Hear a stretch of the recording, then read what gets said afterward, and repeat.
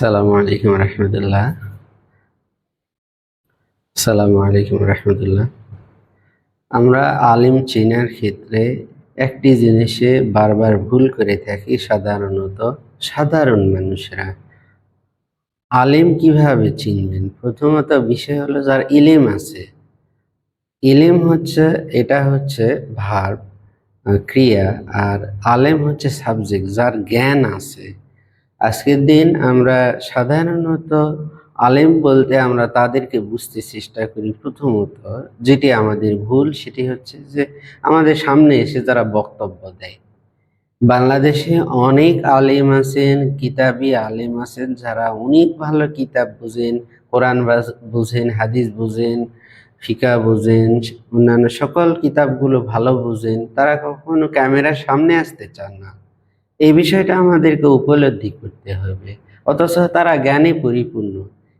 একটা মাছ যখন গভীর পানির মধ্যে থাকে, তখন সেই পানির কোনো অবস্থা নড়বড় হয় না। বোঝা যায় না যে গভীর পানির মধ্যে অনেক মাছ আছে। কিন্তু একটা মাছ যদি অল্প পানিতে থাকে, তাহলে সে পানিটা ছিটিয়ে চতুর্দিকে বুঝিয়ে দেয় যে আমার কাছে পানি আছে, আমি ছিটিয়ে দিচ্ছি। ঠিক তদ্রূপ যাদের জ্ঞান কম তারা মানুষের সামনে এসে অনেক বেশি কথা বলে, আর যাদের জ্ঞান বেশি তারা হয়তো এটা বলতেই পছন্দ করেন না। তবে দু একজন ইসলামী প্রচারক যাদের জ্ঞান বেশিও আছে, আবার তাদেরকে দায়িত্বের কারণেই হয়তো বলতে হয়, সেটা ভিন্ন কথা। এরপরে কম বলা ভালো। আমরা যারা সাধারণ মানুষ, আমরা আলেম খোঁজার ক্ষেত্রে বক্তাকে আমরা কখনোই বলবো না যে একজন বক্তা হলে সবচেয়ে জ্ঞানী ব্যক্তি। একজন জ্ঞানী ব্যক্তিকে তার আলোচনা আপনি কোথাও ডাইরেক্ট শুনতে পারেন, অথবা যদি ভিডিও পান তাহলে তার আলোচনা শুনে আপনি যদি বুঝতে পারেন তিনি কোরআন হাদিসকে চুলচেরা বিশ্লেষণ করতে পারছেন, হাদিস থেকে কোট করে করে তিনি কথা বলতে পারছেন, কোরআন হাদিস দিয়ে দিয়ে মানুষকে যুগোপযোগী আলোচনা উপহার দিতে পারছেন, আপনাকে বুঝতে হবে যে এই ব্যক্তির জ্ঞান আছে। সেই সাথে সাথে সেই আলেমের কোরআন হাদিসের জ্ঞানের বর্ণনার কারণে মানুষের ভিতরে চেঞ্জ আসছে, হেদায়েত আসছে, মানুষ ভালো হয়ে যাচ্ছে, খারাপ পথ ছেড়ে তারা ভালো পথের দিকে এসে যাচ্ছে। এইভাবে করে যদি কাজে লাগে তাহলে আমাদের বুঝতে হবে যে তিনি একজন সঠিক মুত্তাকি আলেম, আলেমে রব্বানি, ভালো আলেম, যার দ্বারা সমাজ পরিবর্তন হয়। এখন আমাদের মধ্যে এমন অবস্থা দাঁড়িয়েছে যে আমরা এমন কিছু ব্যক্তিকে আমরা সামনে দেখতে চাই যারা চটকদার বর্ণনা দিতে পারে, যাদের আলোচনা শুনে আমরা হাসাহাসি করতে পারি, নাটক সিনেমা দেখার মতন, অথবা তিনি এমন সুইট করে কথা বলেন যে এটা আমাদের শুনতে খুব ভালো লাগে। এগুলো কখনো হেদায়েতের উৎস হতে পারে না, প্রিয় ভাইরা।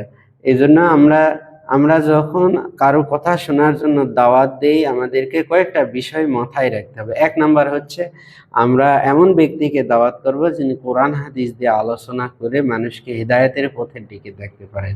দুই নাম্বার, তার আমলিয়াতের মধ্যে হেদায়েত আছে, তিনি নিজেই হেদায়েতি। তিন নাম্বার, তার কথা তাসির হয়, প্রভাব হয়, এবং মানুষ তার কথা শুনে তার লাইফটা চেঞ্জ করে দিতে পারে, ভালোর দিকে অগ্রসর হতে পারে, নিজেকে ইন্সপায়ার্ড করতে পারে। সেই ব্যক্তিগুলোর কথা আমাদের শোনা দরকার। আমরা এই কথাগুলো না শুনে যদি মনে করি যে নাটক সিনেমায় যেরকম আমরা আনন্দ করি, হাসাহাসি করি, আনন্দ লাভ করি, সেভাবে একজন বক্তা স্টেজে উঠে আমাকে আনন্দ দিবে, তাহলে মূর্খ ব্যক্তিরা তারা সামনে চলে আসবে। এটা স্বাভাবিক বিষয়। আমরা চেষ্টা করব আমরা যেন সবসময় তাকওয়াবান আলেমদের খুঁজে বেড়াই। আর আলেম বুঝতে আমরা যাদের থেকে আমরা সঠিক তথ্য পাই, যার কোনো বিষয়ে জ্ঞান নাই, তাকওয়া নাই, নামাজ পড়ে না ঠিক মতো, এমন ব্যক্তিকে যেন আমরা আলেম মনে না করি। সাধারণ ভাইরা আমাদেরকে এটা বুঝতে হবে। এটা আমাদের বোঝার যদি ত্রুটি হয়ে থাকে, আমরা নিজেরা যদি বুঝতে না পারি, তাহলে আপনার এলাকায় যিনি ভালো আলেম আছেন, কোরআন হাদিস বুঝেন, যার তাকওয়া দেখে ভালো লাগে, আপনি তাকে জিজ্ঞেস করুন যে আমরা আলেম হিসেবে কাকে বেছে নিতে পারি, কার কথাগুলো শুনতে পারি। কোনো একটা বক্তব্য শুনলে একজন আলেমের কাছে নিয়ে যা নিজে শুনান, আগে নিজে বক্তব্য না দিয়ে নিজে শুনেন যে এই বক্তব্যটা কতটা ঠিক আছে, একটু সময় শুনে আপনি যদি এটার উপরে একটা রিভিউ দিতেন, তাহলে মন্তব্য দিতেন, তাহলে আমাদের জন্য বোঝা সহজ হতো। এভাবে করে এখন বেছে নিতে হবে। ইসলামের নাম দিয়ে আপনি যদি অনলাইনে আসেন, অনলাইনে অনেক ওয়েবসাইট আছে যেগুলো মুসলিমরা তৈরি করে নাই, ইসলামের শত্রুরা তৈরি করে তারা এগুলো ইসলামের নাম দিয়ে চালিয়ে দিচ্ছে।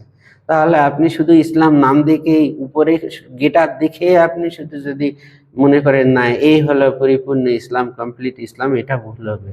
আল্লাহ তাআলা আমাদের সকলকে বোঝার তৌফিক দান করুক, সেই ইসলাম আমাদেরকে মেনে চলার তৌফিক দান করুক। আমিন। আসসালামু আলাইকুম ওয়া রাহমাতুল্লাহি ওয়া বারাকাতুহু।